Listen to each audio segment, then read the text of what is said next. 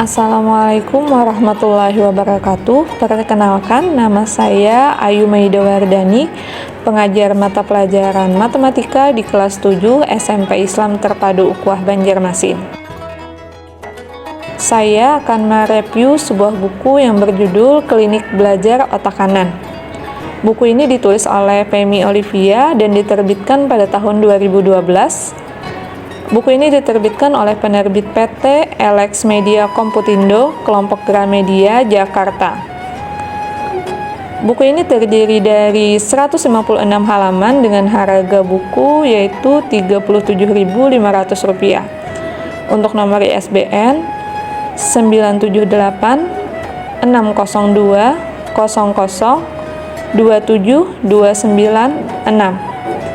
Femi Olivia adalah penulis buku bestseller, mahasiswa lulusan Institut Pertanian Bogor, IPB, jurusan biologi. Kini, Femi Olivia tinggal di Bekasi. Femi juga mendirikan Pangkalan Ide, sebuah bengkel tempat penulisan buku kesehatan.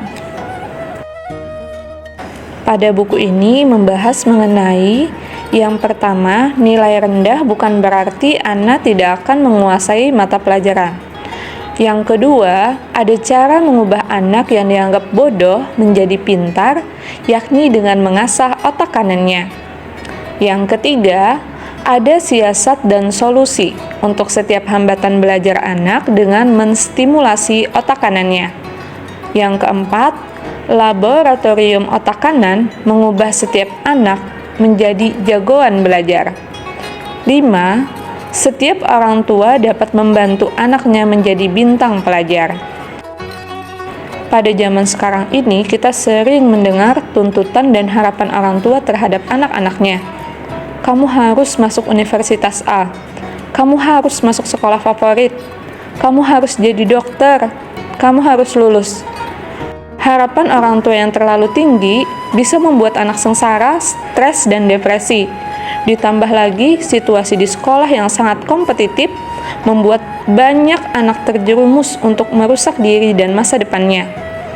Bila gaya belajar otak kiri tidak berhasil, maka anak perlu mencoba gaya belajar dengan otak kanan. Meraih ranking tertinggi di sekolah pastilah menjadi idaman setiap pelajar, juga orang tuanya. Namun, untuk mendukung kesuksesan anak di sekolah bukan berarti menyerahkan kepada simba, neneknya, guru les, kakaknya, atau guru sekolah favorit. Segala yang ada di dalam diri anak sebisa mungkin dipantau oleh orang tuanya secara terus-menerus sejak kecil. Dengan begitu, segala kesulitan belajar anak bisa diketahui lebih dini dan otak kiri tidak keburu menguasai cara belajar anak. Jadi kita sebagai orang tua harus menggandeng tangan anak dengan cinta kasih yang tulus, supaya ia bisa mengenali dan mengeluarkan setiap potensi yang ada dalam dirinya.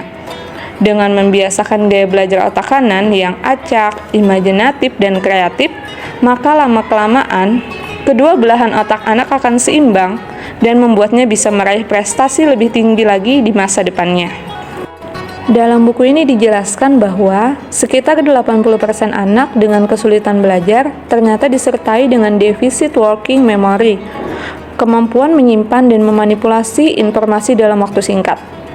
Working memory yang optimal membutuhkan kemampuan memperhatikan, mengingat, dan melakukan tindakan terhadap suatu informasi yang sedang berlangsung secara bersamaan. Menurut Dr. Anda Hazah Nurlaila NQM Tinji, MPD, Nakita nomor 550 tahun 2009, nilai di bawah 6 tidak dapat dijadikan acuan atau tolak ukur si anak tidak mampu pada mata pelajaran atau bidang tertentu, karena setiap manusia ketika dilahirkan sudah diberikan modal yang sama. Jadi, tidak ada anak yang bodoh. Pada buku ini menjelaskan bahwa mengaktifkan otak kanan dapat meningkatkan prestasi anak. Menurut Makoto Shihida, pakar otak kanan dari Jepang, dalam bukunya Children Can Change Through Right Brain Education, ketika metode pendidikan konvensional tidak dapat meningkatkan kemampuan belajar anak-anak yang kesulitan akademis, anak-anak yang kesulitan belajar atau kerusakan otak, maka metode pendidikan otak kanan dapat memberi kesempatan untuk tumbuh menjadi lebih cerdas. Penelitian mengungkapkan bahwa stimulasi otak kanan sejak usia dini dapat membuat seseorang memiliki kecerdasan intelektual, nalar kuat, dan daya tangkap cepat. Jadi, setiap anak bisa berubah menjadi luar biasa apabila otak kanannya diberi kesempatan untuk berkembang. Selain itu, fondasi yang paling penting dari membesarkan anak adalah memberikan cinta yang tulus orang tua pada anaknya. Cinta orang tua dapat mengembangkan anak dengan cara yang luar biasa, karena otak kanan anak akan subur apabila diberi cinta dan kasih sayang. Dalam buku ini juga menyinggung agar jangan terpaku pada nilai yang buruk, lebih baik berlatih pengulangan dan imajinasi mental. Sebaiknya orang tua juga jangan menghakimi si anak tidak mampu bila mendapat nilai yang buruk. Karena keberhasilan anak dalam mempelajari sesuatu tidak hanya tergantung pada kemampuan anak, tetapi juga kompetensi guru, termasuk cara guru menyampaikan pembelajaran. Masuknya informasi dari memori jangka pendek ke memori jangka panjang dipengaruhi oleh pengulangan dan pemberian makna pada informasi. Membuat perumpamaan secara mental tentang suatu informasi, artinya informasi disajikan berupa kode visual atau gambar. Jika hal di atas tidak memungkinkan, tidak ada salahnya orang tua memanggil guru privat yang piawai menyampaikan mata pelajaran yang menarik bagi anaknya. Agar memori berfungsi baik dan optimal, ada 3 proses yang saling berkaitan, yaitu bagaimana menerima, menyimpan, dan memanggil kembali suatu informasi. Meningkatkan kemampuan storage, proses penyimpanan informasi otak. Pada buku ini dijelaskan bahwa sistem memori terdiri atas 3 tahapan penyimpanan. Pertama, sensory memory, yang merupakan tahapan penyimpanan memori bersifat sementara hingga diproses lebih lanjut. Kedua, short term memory, merupakan tahapan penyimpanan memori sementara dengan durasi penyimpanan sekitar 30 detik.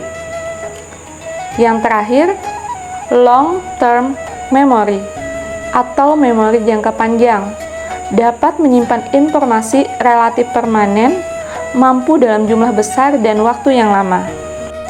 Berdasarkan hasil riset Howard Gardner dari Harvard, menemukan 8 jenis kecerdasan atau cara terbaik anak belajar terdiri atas musikal, misalnya lebih suka mendengarkan musik sambil belajar; visual spasial, suka gambar dan warna; logis matematis, suka angka; linguistik, suka kata dan bahasa; tubuh kinestetik, belajar dengan menggunakan gerakan tubuh; intrapersonal, belajar dengan membuat buku catatan harian; interpersonal, belajar bersama teman; dan naturalis, lebih suka belajar di alam terbuka.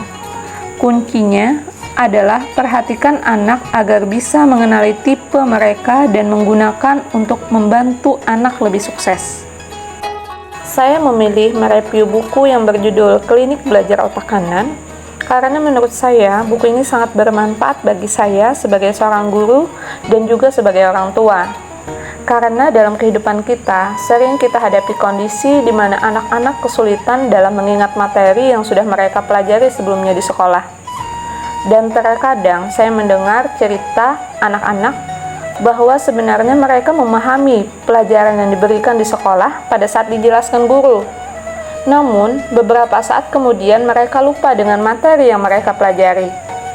Hal ini menandakan bahwa mereka menyimpan memori tersebut hanya pada memori jangka pendek, sehingga mereka kesulitan untuk mengingat kembali atau mengambil kembali informasi-informasi yang diperoleh mereka sebelumnya.